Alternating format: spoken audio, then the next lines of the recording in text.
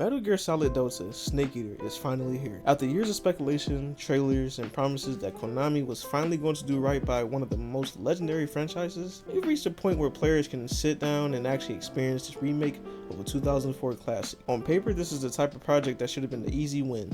You've taken a game widely considered to be one of the greatest stealth action titles ever made, updating it with Unreal Engine 5 visuals, model controls, and new presentation style, and delivering to an audience that has been craving meaningful Metal Gear content for years. The hype wasn't just strong, it was enormous, because Snake Eater isn't just any kind of game. It's the kind of title that people remember vividly, the kind of experience that still gets referenced in the best of all time conversations 2 decades after its release.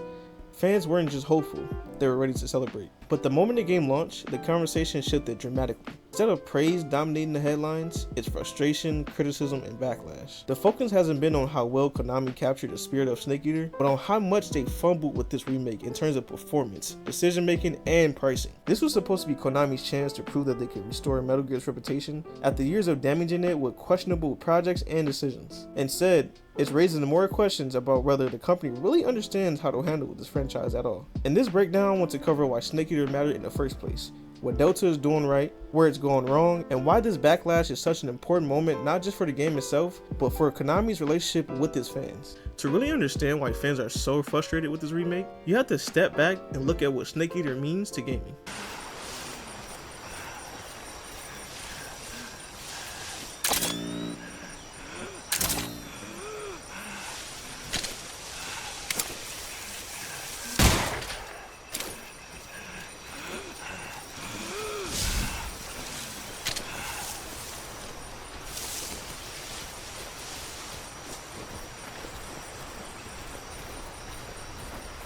Released on PlayStation 2 back in 2004, it was an instant classic. It didn't just refine stealth gaming, it redefined it. Unlike earlier games in the series that leaned more heavily into futuristic tech, Snake Eater grounded itself in a Cold War setting, emphasizing survival and resourcefulness. Players weren't just sneaking past guards. They were blending into their environment, using camouflage, carefully rationing stamina, and even healing Snake's wounds one by one by applying splints, disinfectant, and stitches. These mechanics may sound simple now, but back then they were groundbreaking, giving the player a sense of immersion and vulnerability that a few games had already achieved. When you remake a title with this much culture and historical weight, you don't just meet expectations, you expect it to exceed them. That's why the issues with Delta are hitting fans so hard, because when you mishandle something that is widely seen as sacred, people notice immediately. And the first cracks in Delta became clear almost as soon as players started talking about performance. Performance is always one of the first things players notice with a modern release. With Delta, it became one of the biggest sticking points right away. Across PS5, Xbox Series X, and even on high-end PCs, players have reported inconsistent frame rates, noticeable stuttering, and textured pop-ins. These problems just don't show up occasionally. They're frequent enough that entire threads on Reddit and forums are dedicated to cataloging them. Clips of Snake freezing in place or frame rate tanks mid-combat have gone viral, fueling frustration. What makes this worse is that Delta isn't a massive open world sandbox with thousands of variables to manage. It's a stealth action game built around structured environments, tight corridors, and relatively small scale maps. That doesn't mean optimization is trivial, but it does mean expectations are much higher for a polished experience. When a game like this struggles to maintain smooth performance, it reminds me of Cyberpunk as well, because you all know when Cyberpunk first came out, even like the first 3 months, it was super laggy for every console, PC, Xbox, PlayStation. Frames were dropping, glitches, going through walls, like it was crazy. For a series like Metal Gear, this is especially damaging because stealth games relies on precision. You can't afford a random frame drops when the timing is everything and you're lining up a tranquilizer shot, sneaking past a guard, or trying to perform an action at the right exact moment. In a shooter or RPG, the performance dips are frustrating. In a stealth game, they can ruin the core experience entirely. This is why so many fans aren't just annoyed, they're questioning why Konami would release this game in this state at all.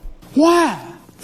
Knowing how important performance is in this type of gameplay. And if performance wasn't enough to frustrate people, the price tag made things worse. In today's gaming market, $70 has become a standard for big budget AAA titles. Another major point of criticism is the $70 price tag that's attached to Delta. And many players have come to accept that, even though some of these games don't feel worth the cost. When Capcom released Resident Evil 4 Remake, or when Naughty Dog released Last of Us Part 1, those games were expensive, but the polish, attention to detail, and technical stability made them feel great. Delta doesn't feel like it reaches that bar. The mechanics are largely the same as they were in 2004, with only minor tweaks. The visual upgrade is noticeable but inconsistent, with the cutscenes looking impressive while gameplay animations often look stiff or awkward. Combine that with the performance issues, and the $70 price point starts to feel less like fair value and more like Konami cashing in on nostalgia. This has become one of the most common complaints across reviews and online discussions. Not necessarily that the game exists, but the price doesn't match the experience players are actually getting. The frustration here isn't just financial, it's about expectations. When you charge full price for a game, you're making a promise. You're telling players they can expect the same level of polish and quality they get from any other major release at that cost. When that promise isn't fulfilled, people feel misled, and that damages trust even further. My heart. One of the most interesting debates around Delta is the gameplay itself. Konami stuck closely to the original systems: camouflage, stamina, survival mechanics, boss encounters, and so on. On one hand, that's exactly what many longtime fans wanted, a faithful recreation of the original Snake Eater. On the other hand, what felt fresh and innovative in 2004 doesn't always feel smooth in 2025. The camouflage system can feel clunky, switching between menus to adjust outfits is tedious, and while healing mechanics were novel back then, now they feel necessarily complicated compared to more streamlined modern systems. In cutscenes, the visuals shine, with high quality models and detailed facial animations, but during gameplay, the animations sometimes feel stiff or dated, creating a jarring contrast. This inconsistency makes the game feel like it couldn't decide whether it wanted to be a remaster or a full remake. Instead of confidently choosing one direction, it feels caught in the middle. And that indecision shows in how the game plays. For veterans of series, that indecision is disappointing. For new players, it can make the game feel unrefined compared to other modern releases. But why release an unfinished game? The likely answer is simple: nostalgia sells. Konami knew that the remake of Snake Eater would generate interest no matter what. Even in an imperfect state, people will buy it to relive one of the greatest games ever made. From a business perspective, that makes sense. Release now, patch later. But while that might secure short-term sales, it does long-term damage. Players don't easily forget when they misled and trust is gone and it's hard to regain. This isn't unique to Konami. Many major publishers have adopted the strategy of launching early and relying on patches to smooth things out.